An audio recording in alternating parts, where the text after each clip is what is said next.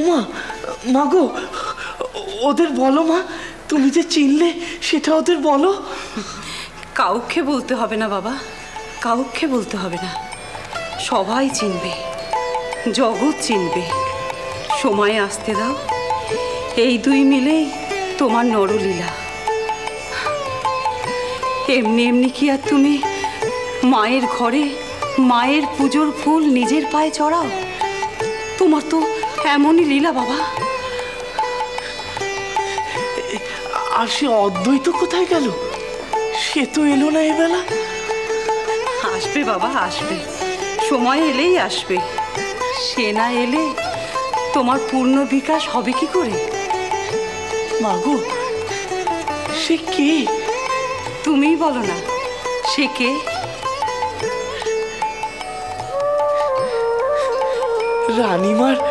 রানীমার বাবা জীবন, জামাই বাবা জীবন, সেজ বাবু, মথুরানাথ। সে তুমি খুঁজে নাও গে, যাও।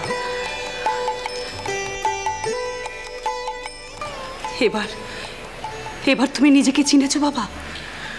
এবার তুমি নিজেকে চিনেছো? কে তুমি? হে অবতার শ্রেষ্ঠ, তোমাকে আমার প্রণাম। মনে পড়ে বাবা, নিজ মুখে তুমি বলেছিলে গোড়া রূপে। মনে কি পড়ে না অদ্বৈতের গলা ধরে চুপে চুপে বলেছিলে তুমি আসিবে আবার, ধারণ করিতে এ ধরা ভার। মনে পড়ে বাবা, মনে পড়ে তোমার? মনে পড়ে? মাগো,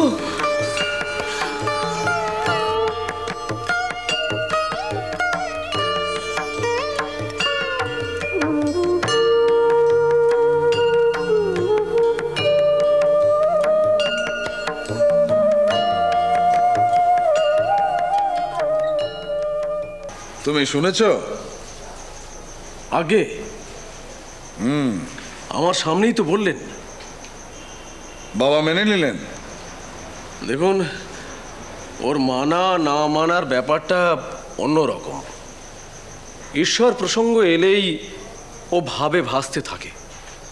তখন ওর যুক্তি, বিচার, বাহ্যবোধ এসব হারিয়ে যায়।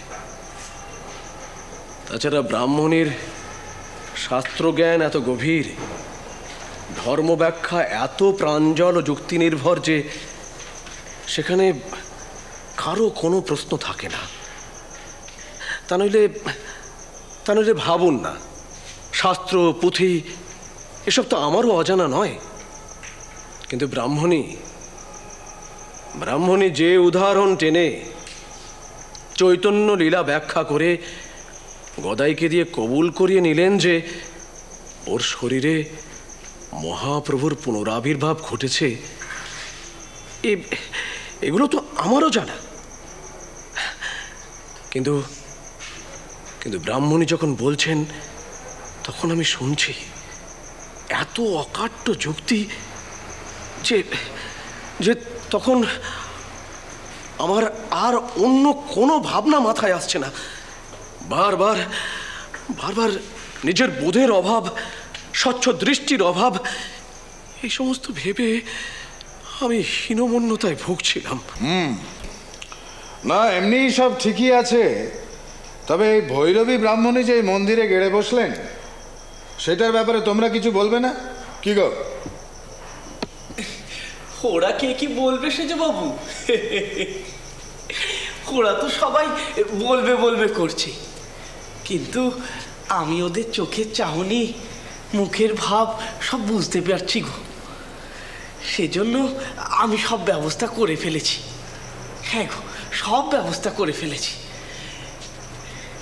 আমি মাকে বলেছি মায়ের আর এই মন্দিরে থাকবার দরকার নেই। সেজন্য ওই দেবমণ্ডল ঘাটের ঈশ্বর নবীনচন্দ্র নিয়োগী মশাই তার পরিবারকে খবর পাঠিয়েছি। মা আজ থেকে ওই দেবমণ্ডলের ঘাটেই থাকবেন। গিন্নিমা নিজে ওনার দেখাশোনা করবেন। কি গো বলো, গিন্নিমা কি বলেছেন? হ্যাঁ সেজবাবু, ঠাকুর যখন বলেছেন, গিন্নিমা খুশি মনেই ব্রাহ্মণের সেবা করতে রাজি হয়েছেন। আর চাল ডাল ঘিয়ের যা প্রয়োজন গিন্নিমাই সব ব্যবস্থা করবেন। একটা তক্তপোষেরও ব্যবস্থা করো গো। তাও হবে গো।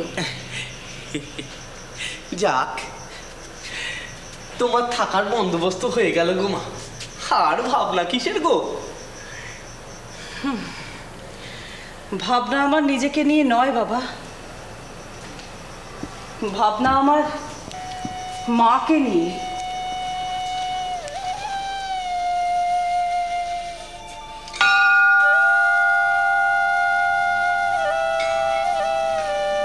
এত কামিনী কাঞ্চন সংসার আসক্ত মানুষের সঙ্গে মা ঠাঁই নিয়েছেন যে মেয়েকে পর্যন্ত আশ্রয় দিতে বাধ্য।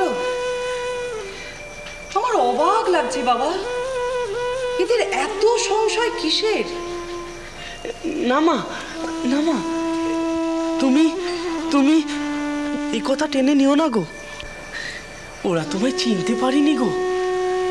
আসলে যা হচ্ছে সবই তো জগজ্জননী জগন্মাতার ইচ্ছে অনুসারে হচ্ছে গো।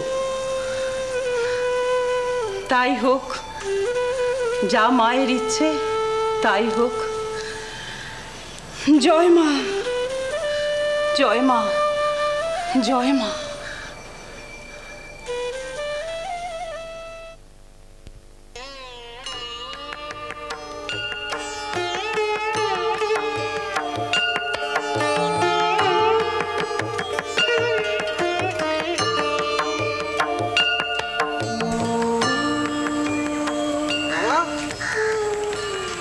ছোট মামা,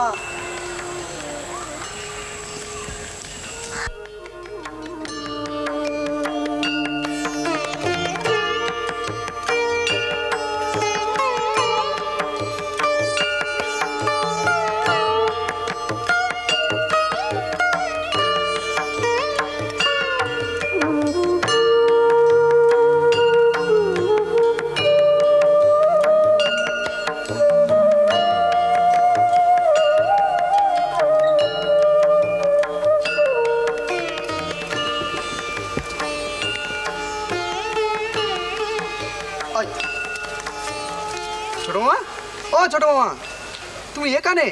ওদিকে সেজবাবু তোমাকে মন্দিরে খুঁজছেন। হ্যাঁ রে, সেজবাবু কি ঘরদোর সব ছেড়ে দিলেন নাকি? কাল অত রাত করে ফিরলেন, আজ আবার বেলা হতে না হতেই চলে এলেন। তা কি করবেন? কি করবেন? যা কল তুমি করেছ। বাবা হৃদয়, হ্যাঁ বলুন। তোমরা এটা ভাগ করে খাও বাবা। আচ্ছা আচ্ছা, কিন্তু দেখো আমার বাবা যেন আগে পায়। নিশ্চয় নিশ্চয়। খাও বাবা খাও। না না ছোট মামা, না না, খা। আমি আপনার মন্দিরে এক অবতার পুরুষকে খুঁজে পেতে এসেছিলাম। তাকে আমি খুঁজে পেয়েছি। এবার তাকে জগৎ সম্মুখে চেনাবার দায়।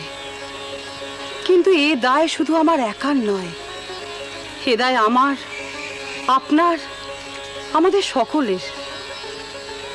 আপনি যা বলেছেন, যা ভেবেছেন সব ভুলে যান, তাহলে আমিও সব ভুলে যাব।